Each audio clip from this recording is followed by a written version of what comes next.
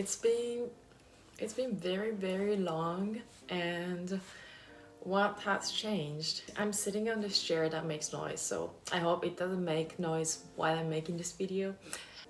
Okay, now, oh yes, this one. I will talk about portfolio.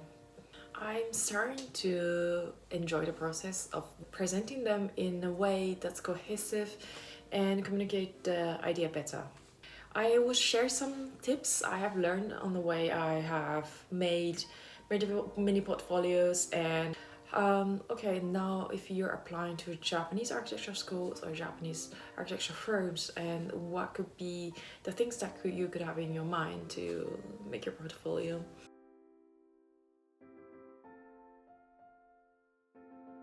I'm gonna talk about 3 points today, and the first one is the most important part, which is to choose the right information for your portfolio.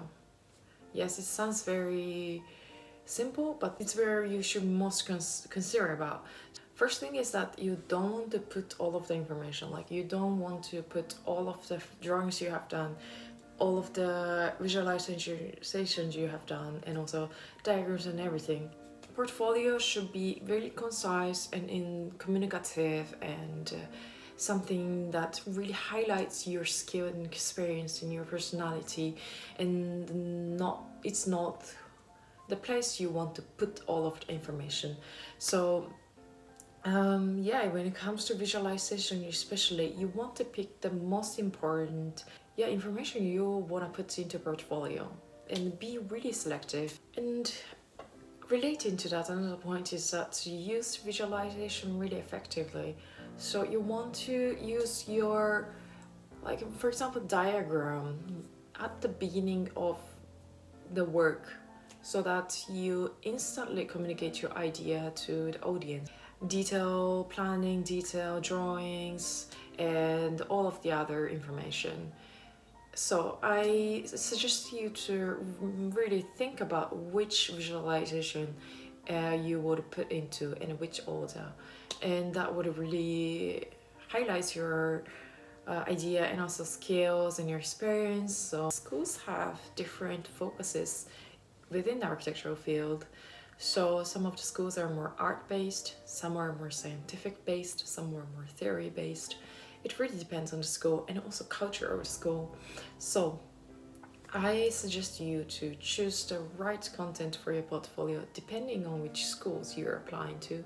So for example, if you're applying to more science-based school, obviously you want to really highlight your experience in a scientific field, like maybe construction techniques or calculation, physics part, and also other works you have done, really technical part of architectural portfolio. And if you're applying for art school, maybe you want to focus more on your personality, your style, your approach to design, and the stories behind your architectural design. So all of those things should be highlighted. And yes, so the first step of choosing the right information, I suggest to you to really focus on communicating your main information you want to deliver to the audience. So, and the contents that should be delivered, it really depends on your audience. So now I am editing this video and I wanted to add something here. That is, I know that many of you guys are interested in graduate school in Japan, and I wanted to mention about the application. The portfolio is almost always part of application, but it is not the most important part. Graduate schools often have exams, and many schools tend to put more emphasis on knowledge and the result of the exam. That being said, almost all of the schools require a portfolio, so it is good to start working on it early on. So the second point is that you want to have emphasis in your information. So if you want to highlight your visualization skills, you want to put the outstanding content the biggest in a page, or maybe you can use one page for this visualization you want to really show in a portfolio. And on the other hand, if you have maybe drawings or diagrams that are not really important for the overall effect of communication, you want to put it small or lighter color. And you can also use like different levels of fonts, having different emphasis and levels of information really helps the audience to understand which information they should focus on instantly. So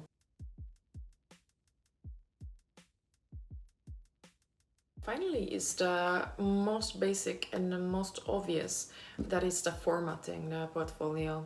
So you want to really pay attention to which font you're choosing. This font should be easy to read, and also it should have different sizes of font, styles of font, and the font should be communicating your own style and your own personality, and it should be connecting to the overall approach you take for the portfolio. For the layout, I have tried many of them, but I don't think it has to be very interesting. I think you can just take some of the examples from other people and apply to yours, because layout is, yes, should be good, but it's not the whole point of making portfolio. It's something very basic that all of the portfolio should be meeting, and really convince your main topic, which is your personality and skills and your knowledge. So I would suggest following the one format, so that you can clearly communicate your information to the audience. Formatting, fonts, and also having correct hierarchy of information throughout the portfolio, that should really do the work. Overall, first is that you want to have the right information to put into portfolio. You want to put the best of your work, but also you want to consider the audience you're talking to. So really start from the perspective of audience, what they want to see in your portfolio. And second is that to have the hierarchy of information in the portfolio. The last point is that you want to have good layout, formatting to best communicate your idea. And when it comes to the size, I mostly made A4 portfolio, because many schools and firms require A4 portfolio. Yes, that's what I have done because of the versatility. But if you want to be unique, you can also customize the size for your preference, and you can adjust depending on the occasion if they require A4 portfolio. Thank you very much for Fahad for sending this question. So I think that's it, and thank you so much for watching. Please let me know what you think, and if you have any other comments, if you have any thoughts, please share.